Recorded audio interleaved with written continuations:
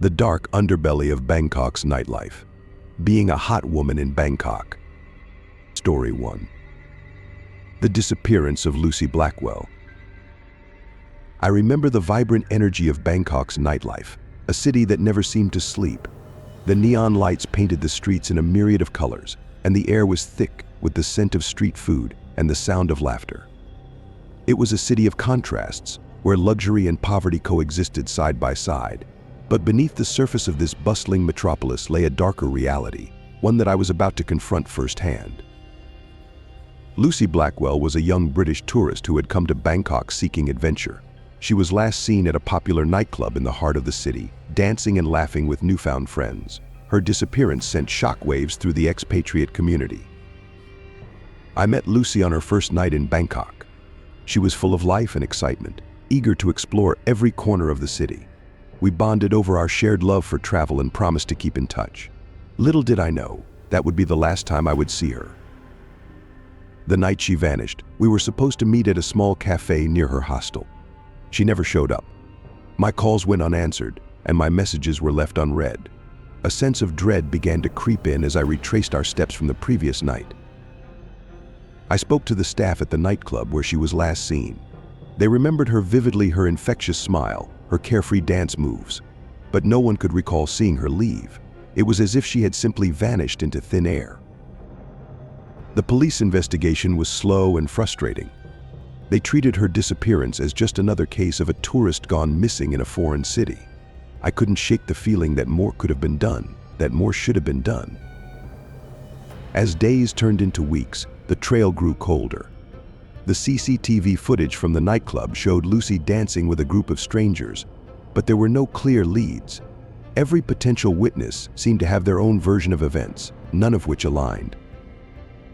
I joined forces with other expatriates and local activists, determined to find out what had happened to Lucy. We organized search parties, distributed flyers, and used social media to raise awareness. The response was overwhelming, but concrete answers remained elusive. Rumors began to circulate about the darker aspects of Bangkok's nightlife. Tales of human trafficking, drug rings, and corruption painted a grim picture. I couldn't help but wonder if Lucy had fallen victim to one of these sinister networks. One night, a local journalist approached me with information about a potential lead. He claimed to have uncovered a connection between Lucy's disappearance and a notorious gang known for targeting young tourists. The details were chilling. The gang operated under the guise of legitimate businesses, luring unsuspecting victims with promises of fun and excitement. Once ensnared, these individuals were coerced into illegal activities or worse. It was a nightmare scenario that seemed all too plausible.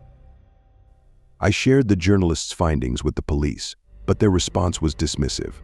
They insisted there was no concrete evidence linking Lucy to the gang. Frustration and despair began to take their toll on me.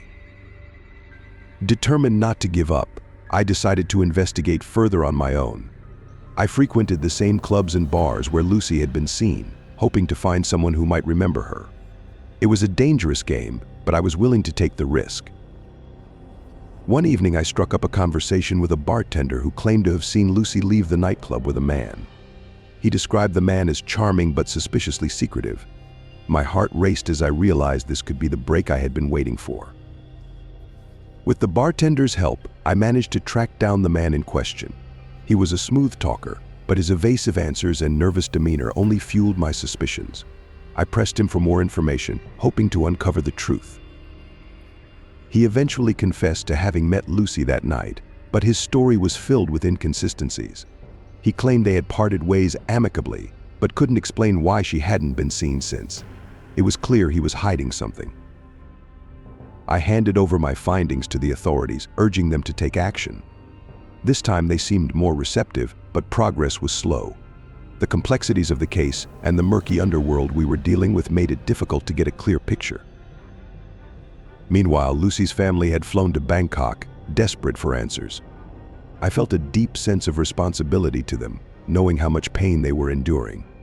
Their grief was a stark reminder of the stakes involved. As the investigation continued, I started receiving anonymous threats. Someone didn't want me to dig any deeper. It was a terrifying realization, but I refused to back down. Lucy's fate had to be uncovered, no matter the cost. The turning point came when a former gang member, seeking redemption, reached out to me.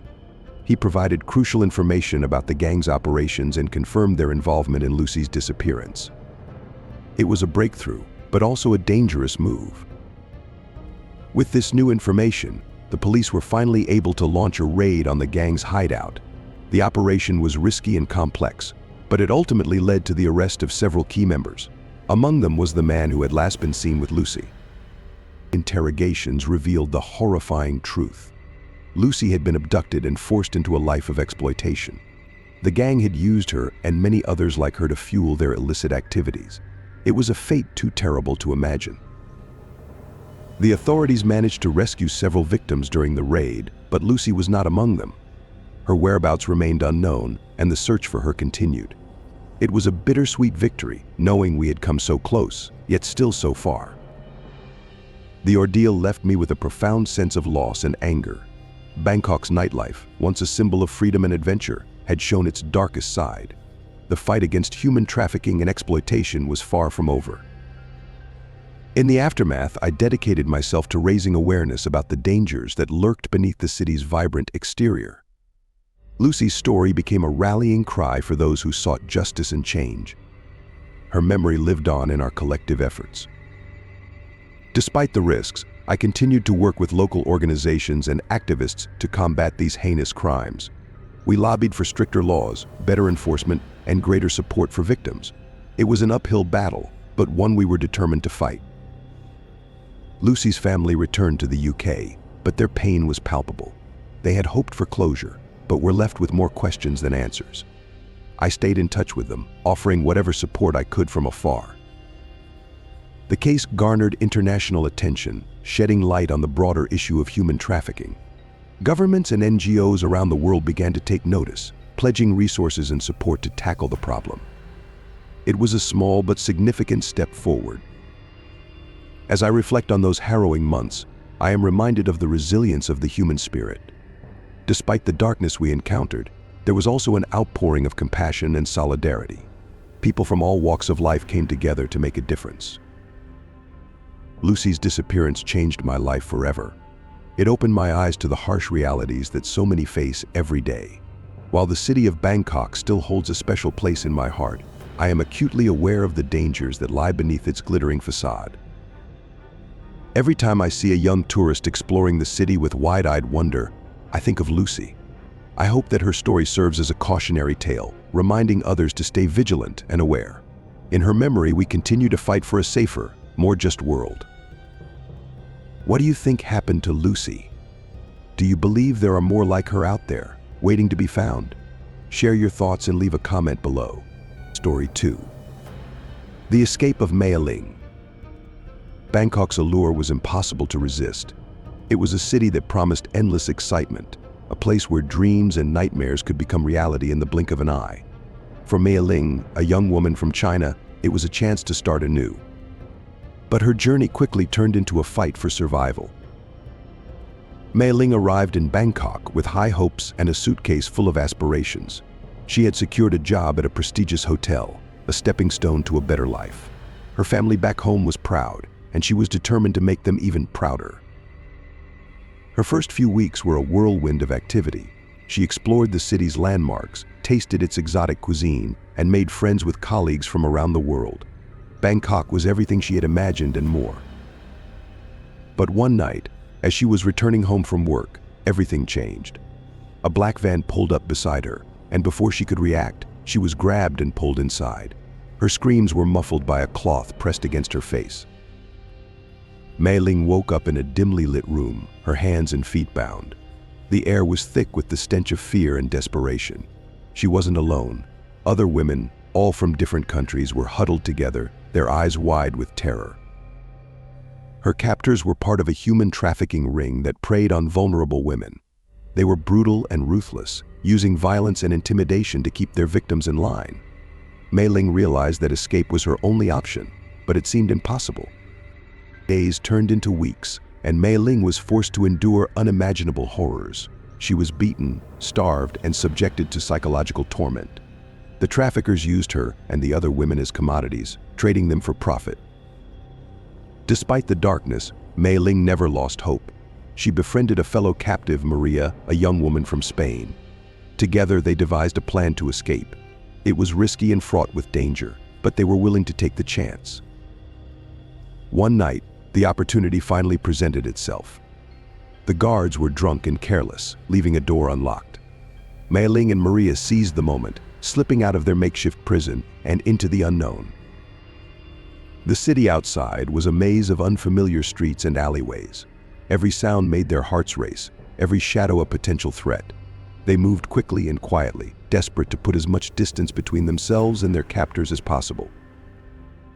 Luck was on their side. They stumbled upon a police station and rushed inside, their appearance and story shocking the officers on duty.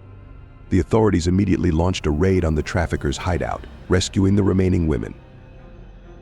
Mei Ling and Maria were taken to a safe house, where they received medical attention and counseling. The road to recovery was long and arduous, but they had each other for support.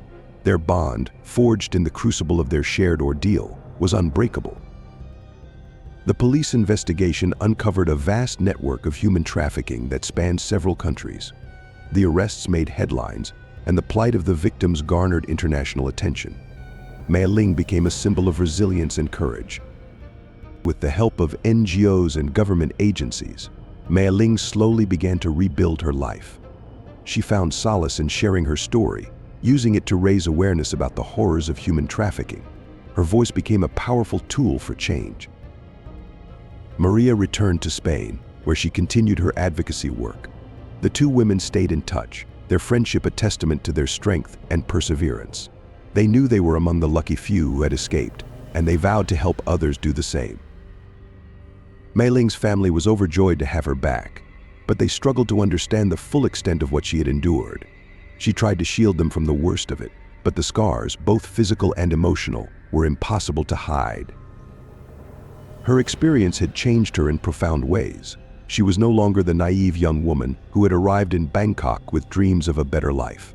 She was a survivor, determined to fight for justice and prevent others from falling into the same trap. The city that had once promised so much now held a different meaning for her.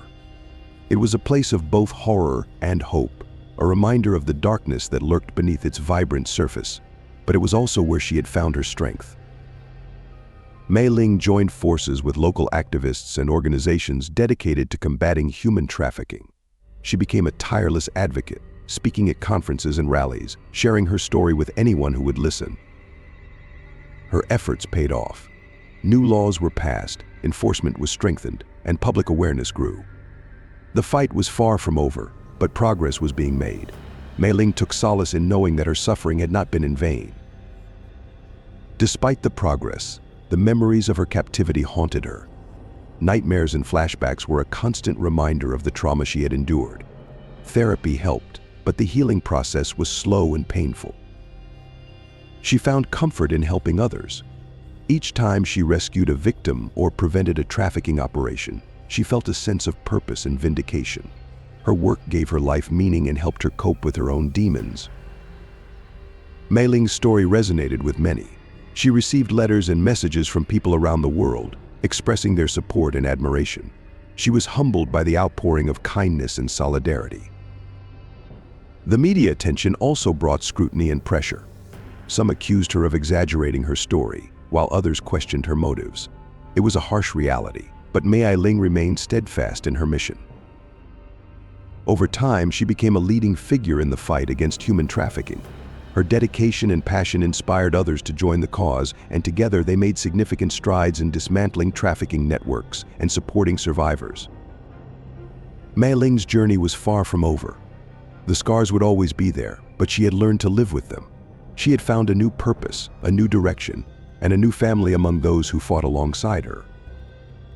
She often thought about the women she had met during her captivity, wondering what had become of them. Some had been rescued, others were still missing. Their faces haunted her dreams, a constant reminder of the work that still needed to be done. Mei Ling knew that the fight against human trafficking was a global issue that required a united effort. She traveled to different countries, sharing her story and collaborating with international organizations to create a broader impact. Her resilience and determination were a beacon of hope for many. She had faced the darkest of circumstances and emerged stronger. Her story was a testament to the power of the human spirit and the importance of never giving up. As she stood before a crowd at yet another rally, Mei Ling felt a sense of pride and fulfillment. She had turned her pain into purpose, her suffering into strength, and she knew that as long as she had breath, she would continue to fight for those who couldn't fight for themselves. Do you think more can be done to combat human trafficking? What steps do you believe are most effective? Share your thoughts and leave a comment below.